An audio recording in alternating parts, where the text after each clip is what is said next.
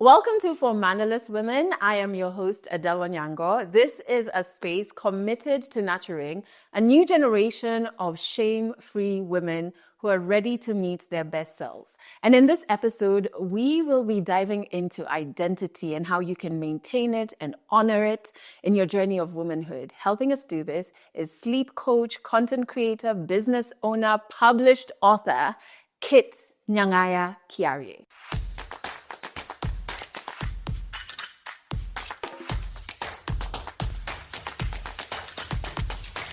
Thank you so much for coming on the show and also for being a huge supporter of everything we do at Legally Clueless. I love you. Jump. You know I love you, Adele. You're one of my mainest. Yes. Can we cuss on this thing? Yes, you can. You're one of my mainest witches.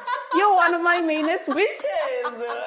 I feel like that was here. You wanted to get it out. Yeah. Because we've known each other for a very long time. Too long, yes. Saints. Yes. I think I was what, 15, 16, 17. And those were like good times. Yes. And so to see like what you've done with your life. And you're just like incredible. Build energy. You know those people that chuniler. Oh, right. I can't translate that. Your liver is clean. Your liver is clean. You don't have bad vibes. Oh, There's people who you meet and you're like, I don't know what's wrong with this person. Yeah, something's off. Something is off. Yeah. I don't feel that with you. You're good vibes. You're just chuniler. I like that. Yeah, I'm going to take I that. like you, Adele. And so one of the things I've always admired about you from back when we were in pre-uni is you have a strong sense of self. Yes. Like, and it's so refreshing and it's so inspiring. Yes. And since I've known you, I've felt that has always been there, you know? So and when you knew me, by the way, when you first met me, Yeah. I was really struggling with that. Really? Imagine. So even when I'm struggling, it still comes out. So that's really nice to know. And it's so inspiring, especially to other women to be able to be like, I'm going to be confident in myself. Like I'm going to like tap into what Kitt has going on. Let's go back to childhood. What are some aspects of your childhood that you feel made you very aware of who you are and confident? Wow. Because I know your mom. And she's incredible. No. Do you know my mom? Yes. And like, is she the answer to that? It's like, mom. Can you imagine being raised by a Pondi and my dad, Chief? It's just like they are so free. That's the one thing that keeps coming up for me about them. Yeah. Like right now, they have no children, like they're not raising any children. Yeah. Those people are outside. Those people are just outside doing what they want, when they want, no permission. They're just, I'm like, damn. Yeah. And they've always been that way. They've always been that way. But then you see they had to come back because they were raising us. Yeah. But now. Yeah. But I remember my mom, like we would call her. So she's gone. My mom was a social development consultant. Okay. So all over the world, NGO world, traveling, doing this social work. Yeah. And we would call her, Mommy, can I go to the salon? And she's like, bitch, if you don't get off my... You're wasting my good time. Like, I don't care what you do. Leave me alone. Yeah. I am resting. She's at work. Work is where she goes to rest. Yeah. But that sense of my mom is a person first. Mm-hmm. And her own person. Own person. Yeah. I always saw my mom being just a person. Yeah. Then, second, she's my mom. But seeing that as a little girl, it's so powerful, by the way, to build your own sense of, I'm a person. Yes. I'm not a daughter, a sister. Yeah. You know, and then when you get older, a girlfriend, a wife. You're not pick me. Yeah. You're literally own person. Kitt. And kids learn from modeling, like more than the words or whatever you say. Absolutely. It's like what you're doing. What you're doing. That is so incredible. Yes. So if you were going through that, you mentioned earlier that when we were like in pre-uni, so that's like towards the end of teenagehood, right? 18 when we first met, What were you struggling with then in terms of identity? So I've always been in an only girls' school. Then I went to a secondary school, but that was only 3 years. Okay. By the time I was joining IB, Yeah. I hadn't been in like Mixed, like boy-girl school? yes. Okay. So you see, it takes such a long time because you're in school 8 hours a day, Yeah. 5 days a week. Yeah. So when the people you're in school with, that's what kind of shape you. So by the time I was now starting to interact with people of the opposite sex, like now for that long, Yeah. all day, every day, I was 18. So I joined the school, and then I don't know how to put this because I was told, I realized, Yeah. and I was told that I had a big ass. Oh my goodness. And I was beautiful. So, you know, when your parents tell you you're so beautiful, you're like, yeah. You're supposed to say that. You're biased. You're supposed to say that. Yeah. And then who else is going to say it? Your cousins? Yeah. Your Yeah. uncles? Your aunties? Yeah. Meh, right? But then now it's strangers. My ass used to walk into the room before me. And that became like your identity. And that became my identity. And I just, something about it just didn't sit right. It was just, because I'm more than this thing. And for 18 years, I was told, I am brave, I am strong, I am And it was never the focus for 18 years. Yeah. Who's going to tell you that? In your land, who? And also what's big, you don't look at yourself like that. Yeah. Exactly. Yeah. And that even, now, like tying it back even to my kids, now my daughter is shaped like me. And she's 10 years old. And she started being shaped like this when she was, I don't know, 6. Yeah. And people would be like, hey, where? And Did you kill someone? and it's said so innocently. Yeah. It's said by women. It's not anything sexual. But for me, I was like, I've already been through this. I've walked down this path. And it's not fun. It's not fun. Yeah. My kid is never going to have to deal with this. Don't ever say that again. Yeah. I told everybody who said it, every single person who said it, don't ever say that again, and don't ever tell her. Yeah. Ever. Let her operate in life. And she's a gymnast. Yeah. So she's over here tumbling, and then you're going to start telling her about her fathers. And started making her question. And start being conscious about that. Yeah, so I joined this school, started being told that, and I was just like, who am I? What is this? How do I... And the school is primarily built for boys. So I feel like even the support system for girls are just not there. No. Yeah. Yeah. Oh my goodness. Yeah, so I was dealing with that. I think that's why I got into that relationship I was in. I don't remember it. No, don't. There's nothing to remember.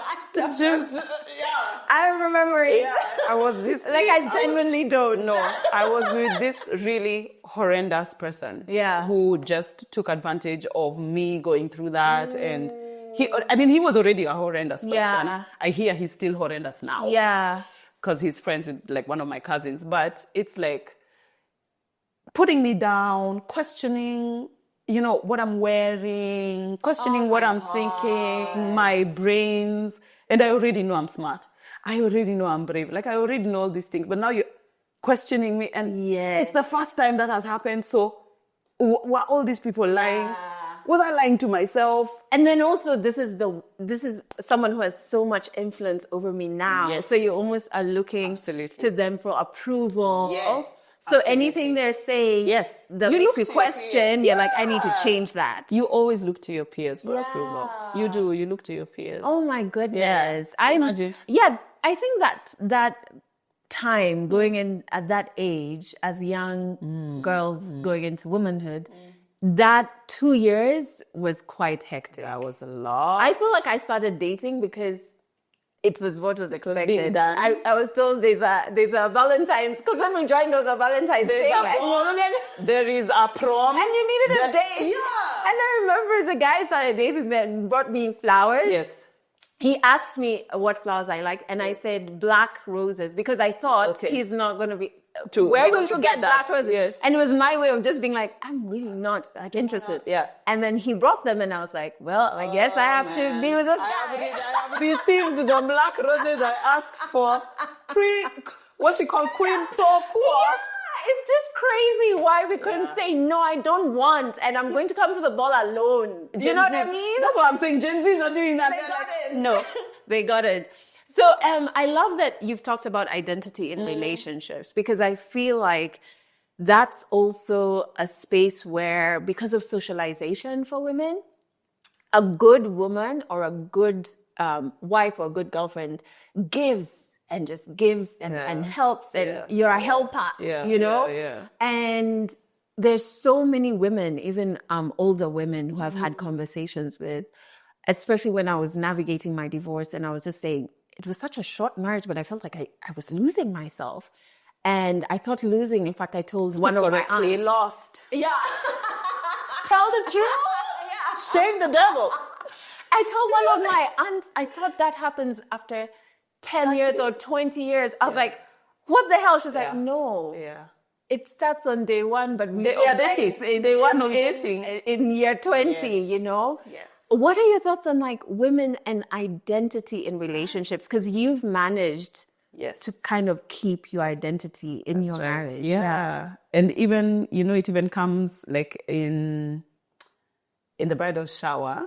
Oh God. When people, when they say, and it's not, by the way, they're not even trying to be bad or like mean. They mean well. They mean well. Yeah. When they say, now that Adele is getting married, give her a bit of time to get to know her husband, right? Or to get to know herself in marriage, right? So they're kind of inviting your friends to step back, guys to not really call you as much, text you as much.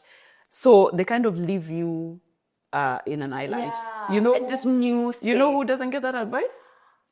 Him. So he's like a ship and you're like a barnacle.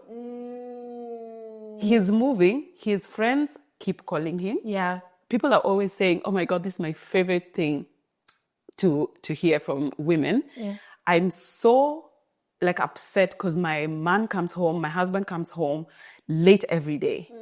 He comes home 2 a.m., 3 a.m. All the time. We've talked about it every weekend. He's going out, And I always ask, how do you know he comes home late? Yeah. See, I'm in the house waiting for him. Why? Why? Nancy, why? Why don't you have friends? Why are you not outside? You got me outside, yeah. Why are you not outside? Yes. You understand? So we just socialize to make men your hobby. Yeah. Your purpose. The ambition is like to get that. What a burden women must be. And also, I think it's my therapist who told me. Yeah. Even like a well-meaning man, etc. It's a normal relationship. Yes. He gets attracted to you because of a certain personality or who you are. Thank you. Right? Thank you. And then something happens during the bridal shower into the marriage. Yeah. And it's like you're being panel beaten. Like, now you can't wear this. Now you can't speak do like this. Don't go there. And so she was saying, even the guy, like, all of a sudden he's like, who's this? Was I tricked? Even a well-meaning man, right? But we must be such a burden. Yeah. It must be such a burden to be someone's everything. Yeah. And you can't. You can't. You can't. You can't be someone's everything. So how do you make sure you didn't lose yourself or don't lose yourself in relationships? Don't throw away your friends. You need them more than ever. Yeah. You need your friends. You need your hobbies. You need whatever it is that you do without this guy. Yeah. You thoroughly need it. Yeah. I promise you. Yeah. The only way to make somebody your best friend, and that's like your spouse, is to not make them your everything. Because if they have to carry the burden of being your friend, your therapist, your relative, your boss, because that we also put men to be our boss and dad and headmaster. Oh, and baby. Release me. Yeah. Yeah. Where are you going from there? Yeah. So now that's how you lose yourself. You lose yourself, you lose your ambitions, the things you used to dream about doing go down the drain, and you wake because does he agree? What do you think about this thing? I told you, that's seeking permission. What do you think? You're really not seeking advice, right? No, you're not seeking advice. You're seeking, what do you think? Yeah. So where a good idea? Okay, then you do it. Oh, I think it's a bad idea. Then you don't do it. What are the spaces for you that keep you you? So what are the things you do as kids? First of all, this. My husband hates being like... in front of the camera. You know, there's so many podcasts that I'm invited to. Could you come with your husband? Above that. And it's good. It's your space to thrive. Not even that. He just doesn't want to be. Yeah. You know? So this is a space I thrive. Yeah. I have my friends. I have I do walks every day and hikes and activities. I'm part of in fact, I'm the chair of an all-women's riding group. We ride motorbikes. Yeah. In fact, just this morning I flagged them off. We're going to Nanyuki for the weekend. Wow. Yeah, but I had to be here, so I didn't go with them. I feel special. Thanks. Thanks. Yeah, I do that. Yeah. So many things I could list that don't involve him. And everybody needs that. And community. I feel like sisterhood and a community of women is so important. Yes. Let's talk motherhood. Yeah. Because that's also an easy way, if you're not a pundi, right, to lose your life. Yes. Women out here losing their life to motherhood. How do you make sure that that doesn't happen to you? So the things that I have done are first going into motherhood, fully knowing I am not giving birth to my little besties. I don't need broke 10-year-old besties. Yeah. I have my own friends. Yeah. So I don't need this one to be my friend. Yeah. And also, I'm not to blame. So for what, I don't know, English doesn't have the right word for it, but I'm not to blame. It's not my fault. If this person turns out Obama, I'm not to blame. If they turn out Osama, I'm not to blame. Yeah. I've done what I can. Yeah. So Release. I have released. I was telling you that I really wanted to have children. Yeah. Like from a young age. From a young age, I've always wanted to have children. I wanted to have 10. Kids. I did. I promise. I wanted to. And even now, like I follow big families on YouTube. 10. I'm constantly watching big families. You know the way they come there. I don't know if you've ever watched any of these like vlogs of big families. Yeah. They prepare breakfast. Breakfast takes them 2 hours to prepare. Do you know what I saw recently and I had to keep scrolling? This lady who has 12 kids. Yeah. She had assembled all the 12 kids. Thank you. And she made an announcement that she was pregnant. You know, I scrolled. I know, like this is triggering. I'm stressed. I'm calculating your bills. Me now there, I'm like, and then they're shopping. Then they go shopping. Yeah. They fill 3 carts. It's for 1 week. What car do you have? They have vans. Yeah, they have vans. They have buses. They have RVs. They're living my goddamn life. Living my life. 10. I wanted 10 children. Okay. And then my first pregnancy was very difficult. And then my second pregnancy almost killed me. So I said, well, 8 more? I don't want to die for this. It's not worth it. Yeah. So let me stop there. Yeah. So I stopped there. So I really wanted my children because I wanted to see how me as Kitt would teach somebody from however small. Yeah. And to see how somebody grows. Yeah. So it's fully an ego thing. Yeah. Nobody ever has children for other. I mean, you could have a child for somebody else. But there's a bit of... That is... Yeah. Everybody has children for selfish reasons. Mm-hmm. That was my selfish reason. Mm-hmm. And I knew that I am... Because, I watched a Pondi doing it. I'm me, and then I am this person's mother. So my identity is not mother. Yeah. It is fun-loving, woman-loving African feminist. Yeah. And I'm also a mother. Yeah. I am also a wife. I am also a sister, a daughter, a friend.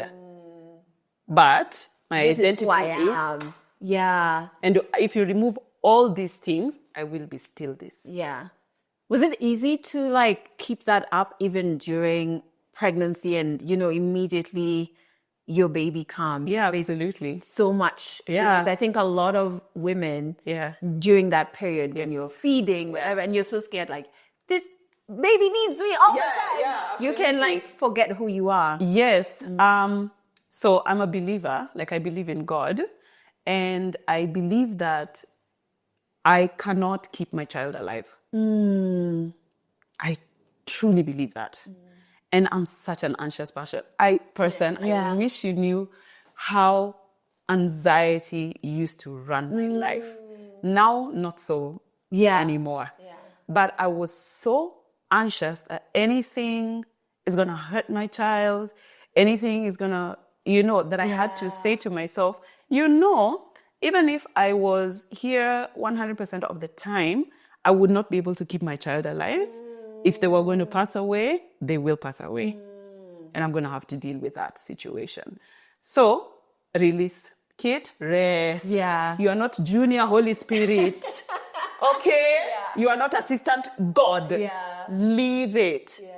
I keep telling people this, like, if I had to leave my kid, as a sleep trainer, I know how long I have. Yeah. I'd feed them, leave, and not call home. Oh, wow. The entire time I'm gone. Many women battle with that, right? I don't call home. Yeah. I don't have nanny comes. If my phone rings and it's the nanny, then there is something. Yeah. Right? But if it's mtoto analia.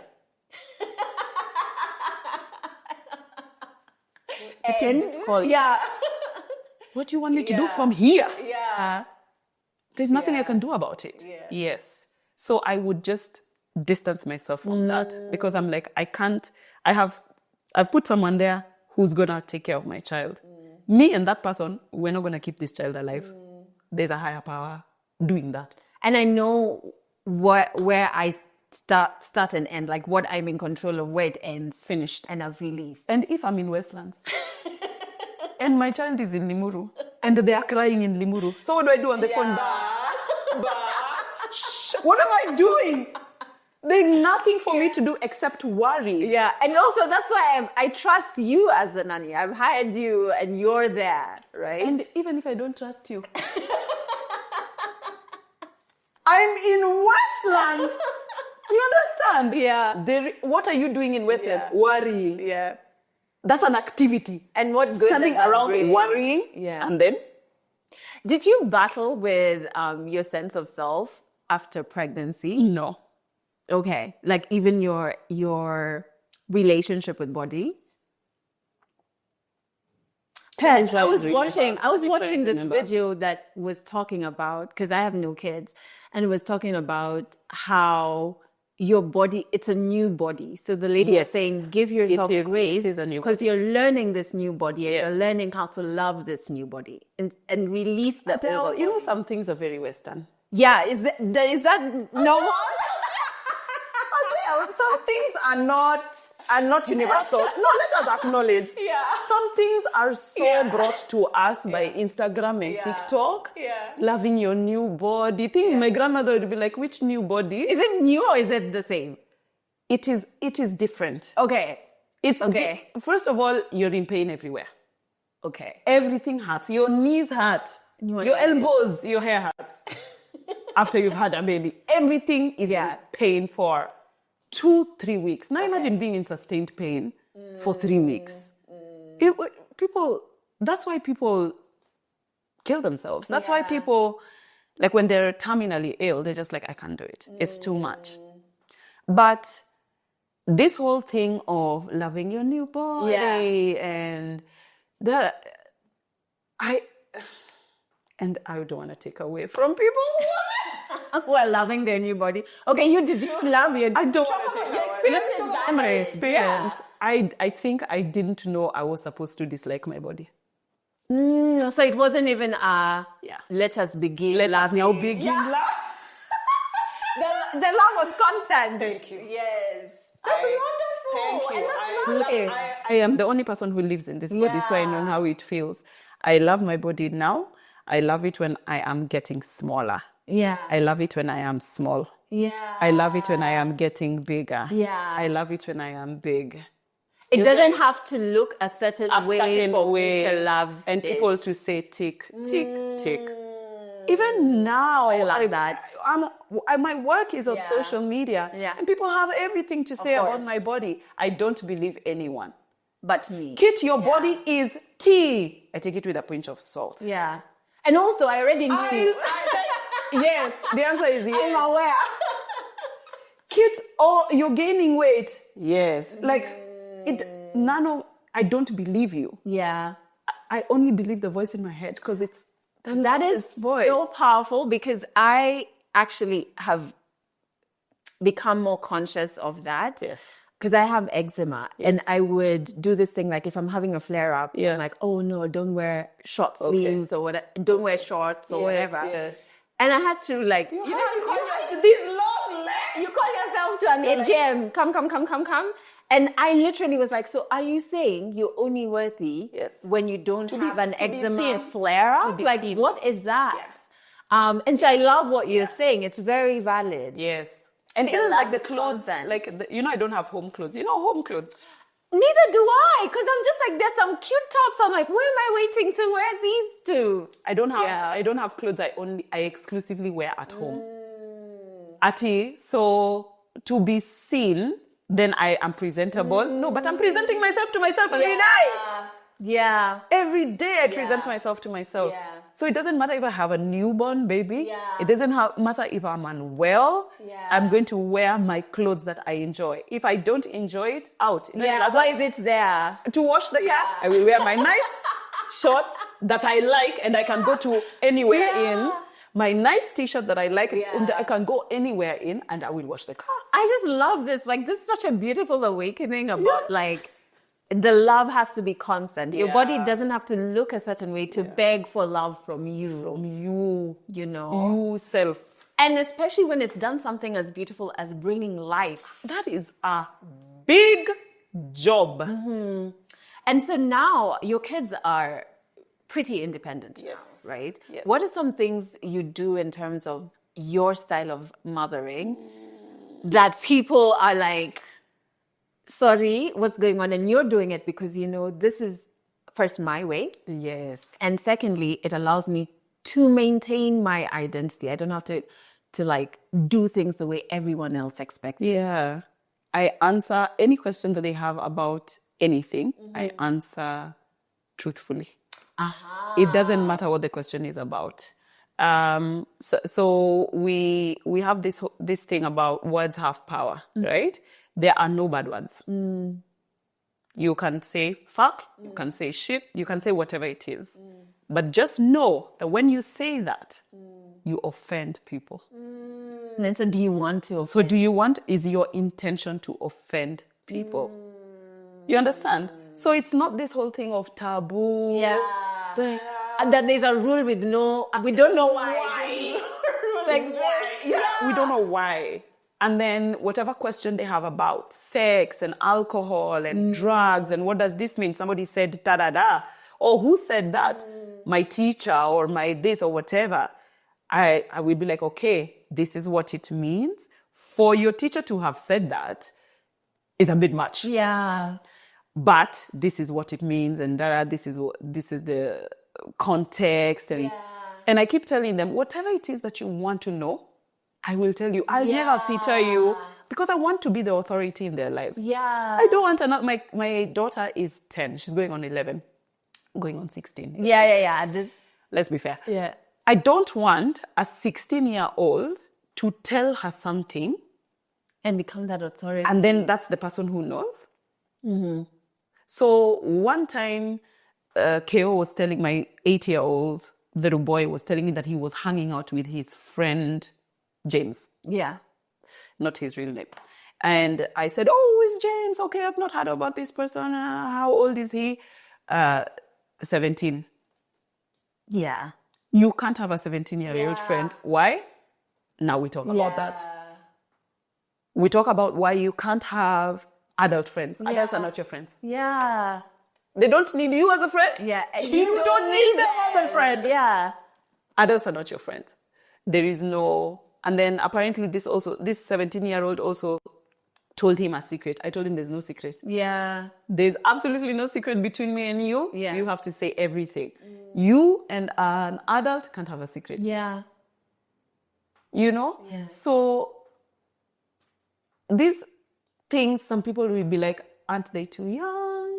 And they're not. Aren't they? I feel like kids are whole beings. Correct me if Yeah. like we're not waiting until they're eligible to vote to be like, oh, so you're a person. And by the way, also, when is the correct time to say all of these things? And also their body parts, by the way. This is a big controversy. Yeah. Teaching them the proper name for their body parts. There is no shame in your body parts. Yeah. You see, we carry so much shame in words. Yeah. Language has shame. Yeah. Language has culture. Language has context. Yeah. But if your kid knows how to say, my penis is itching, then they will have no shame around their penis, right? They will have no shame around their body parts. And abusers, yes, they will own it. And abusers find it very difficult to abuse children who have no shame. Yeah. Because they're not going to keep quiet, or they're going to stand up for themselves in the moment and be like, hey, I think this is wrong. Yeah. You know? One time I heard from upstairs, don't touch my penis. Now he's telling my aunt, who is washing him. So now my aunt had to explain to him, okay, I will help you. How can I help you? Bath. And this is a 2-year-old. Yeah. You know, but he's shouting from upstairs. That is, right? That's agency. Yeah. This is your body. And even like the tickling, you know those things of like when you're tickling a baby and they say stop, you stop. Yeah. To teach them actually their no has power. Yeah. It matters. It matters. And that thing of greeting. So this is what I do with my kids. You have to greet people, right? So you can do whatever it is. Is it a handshake? Is it a fist bump? Is it a hug? You don't have to do any, but you have to choose one. Yeah. Whatever it may be. And if you don't want to touch people, then you wave. Yeah. And that's okay. But you cannot ignore people.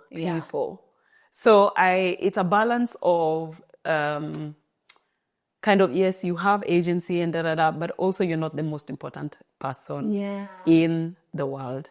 And compassion. Or in the room. Yeah. This is so wonderful. Like you can't ever tell somebody, like, let's say my kid is sitting here and he leaves and then you come and sit down and then he comes to tell you, I was sitting there. As who? You are never sitting anywhere. Yeah. As the youngest in the space, find a different space to sit. And why do we do that? To show respect to elders. And kids really have the capacity to understand so many things. I think we really underestimate that. We are lazy. Yeah. We don't want to do it. We don't want to do the work.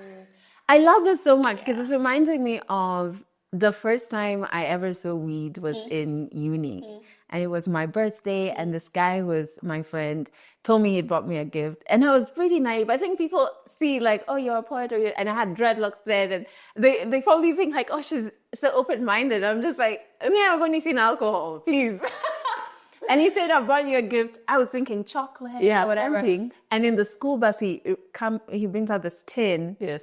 And there's weed, right? But it's not. Look, I don't know. No, let me tell you. It would slap me in the face, and I would still wouldn't. So it looked like dried vegetables, right? I think I was like, not like tea. No, I was like maybe 19 or 18, 19. Okay. There.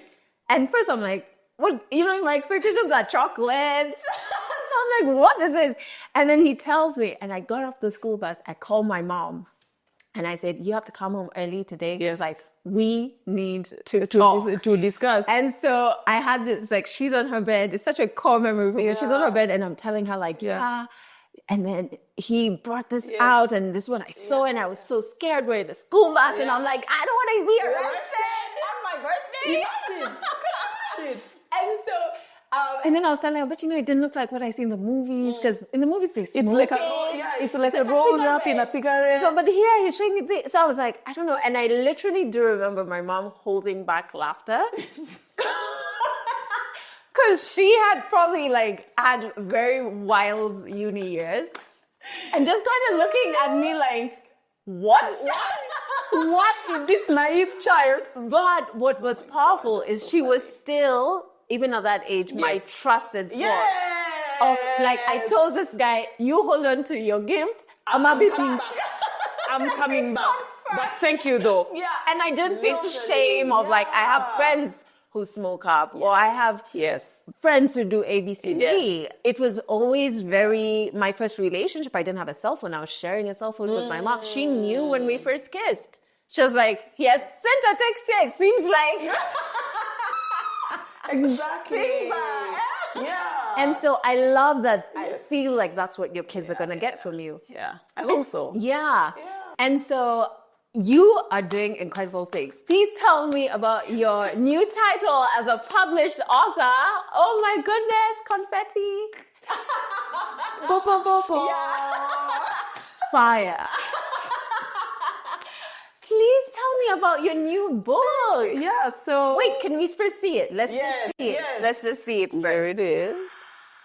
Oh, and this is your first one, isn't it? That's Kindia. That's my first one. Look at her cheeks. I know. So she was just born like a round ball. She's just... Look at her smile with no teeth. It's like the cutest thing ever. She's so adorable. Yeah, thank you. Oh, okay. So tell me about it. The baby... Sleep manual. Babies cannot read. This manual is for tired parents.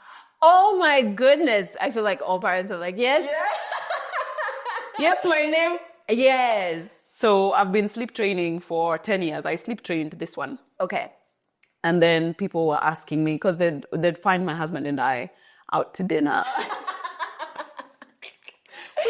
We have a 2-month-old. They're like, that double take, people pass you in the restaurant, they're like, I don't know what I'm looking at. What am I looking at? Witchcraft. What is happening? Yeah. It's like, the baby is sleeping. And we're sleep trainers. Yeah.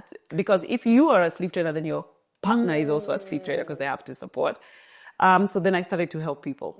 Then more and more people now were coming up, Oh yeah, but people would say, it's just the first one. The first one always tricks you into having the second one, and the second one teaches you dust, right? Or, it's because it's a girl. Then I had a boy and sleep trained him. Guys were like, okay, teach us. Yeah. So professionally, I took a course. Professionally, I've been sleep training for 8 years. Okay. And in my entire sleep training career, everything that comes up is just like Western ideas and concepts that you can't really translate into your mother tongue. I'm a big believer in, if I cannot say this in Doluo, it doesn't. It's not for me. Not even it's not for me, does it exist? Things exist in language. Is it a thing? Is it a thing? Yeah. Right? So yes, I get, everybody you can negate, things that you cannot describe or exist, whatever. But there are very many concepts that are purely Western.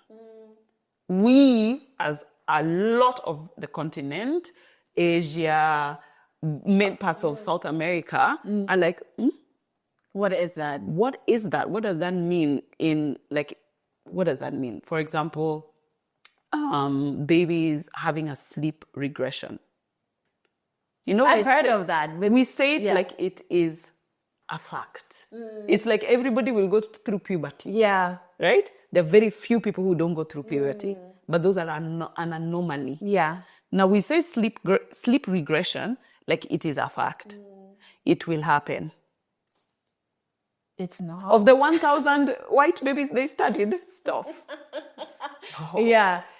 It's not a fact. Yeah. It will not happen. It's not inevitable. Yeah. Right? So I wanted to write what I was teaching, because I've always taken my knowledge, what I was taught, and make it and say it in our language, in things that we understand. If I can give a parallel, it's like a dietitian not saying anything to a Kenyan woman about apples and asparagus. And that's a huge problem we have, right? Talk to me about Ndoma. Yeah. Tell me about... In fact, there were times I'd be like, okay, what's the English word then of this one? Is this what she's talking about? What is this? Yeah. Like, I want to lose weight, but what is... they're telling you to boil chicken and then eat it with kale, or not kale, something, just pari. Yeah. What is rocket? I don't know what that is. So Kenyanizing and like Africanizing sleep training so that everybody can understand it. And I sleep train families. So it's not only one person I'm sleep training. I sleep train in Kiswahili, English, Dolu even, if the person that I'm talking to, I have explained sleep training to my grandmother. If you can't explain it in your language, is it a thing? Truly, it's very difficult, right? Yeah, but I know my stuff. I wanted to write it down and give it to people who need it so they can have it, because it's a workbook as well. You can write it. So you fill it in. You fill it in. Yeah. And then you can have it all the days of the child's life, and then you refer to it whenever you need it. And it's really helping people. Yeah. And it's the first sleep training manual written by a Kenyan. So I'm very, very proud of that. Congratulations, Kate. Thank you so much. It's a very big achievement. And I like when you say you sleep train fam. It's like, it's not something we're all looking at the baby and like, do this. It's like a collective effort. Yes, it is. Because anybody who is raising the child needs to be able to do whatever I've recommended in the book. Sorry, I've just seen a line here that's like kills me. I don't like Adele, control yourself. Be professional. Nobody ever died from crying. It's true.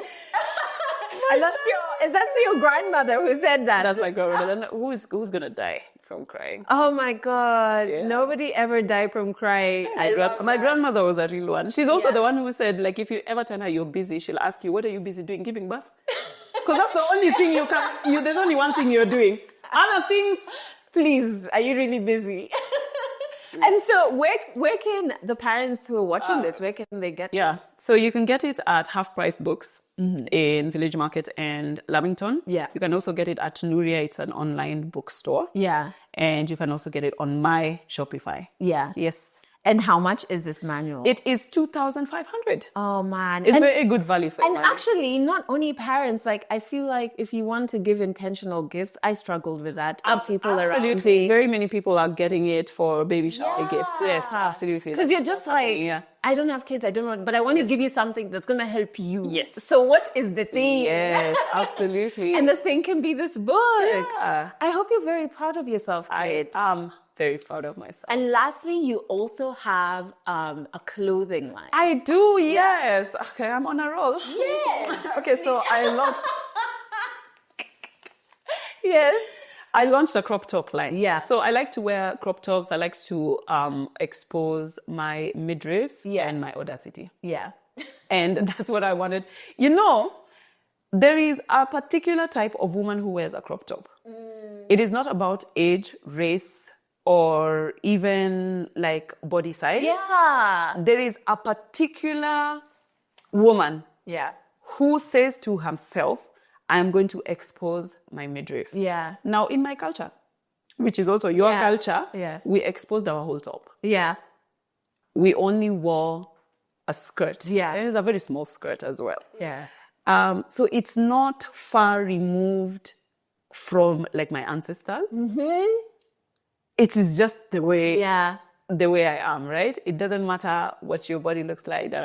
So I wanted to bring that energy of that woman who wears the crop top, the energy, right, to every woman. Yeah. Because my whole entire thing is to set women free.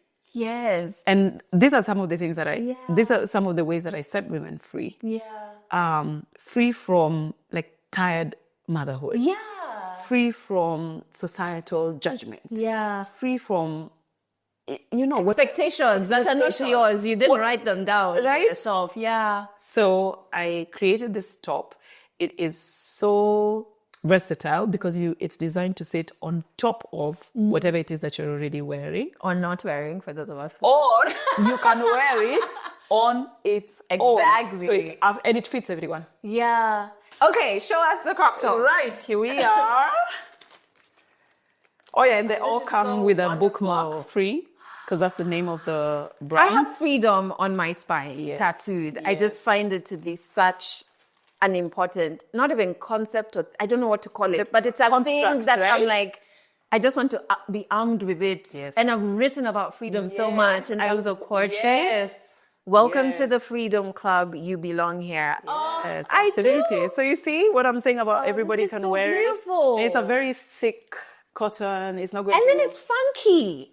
I love it. I It's put it on top funky. of like my yoga things. I put it on top of jeans, dresses, whatever. Yeah, it may be. and this is free. This This is graphic free. is This is a free. graphic. Like it's written free. Yes. Oh, wow. Yes.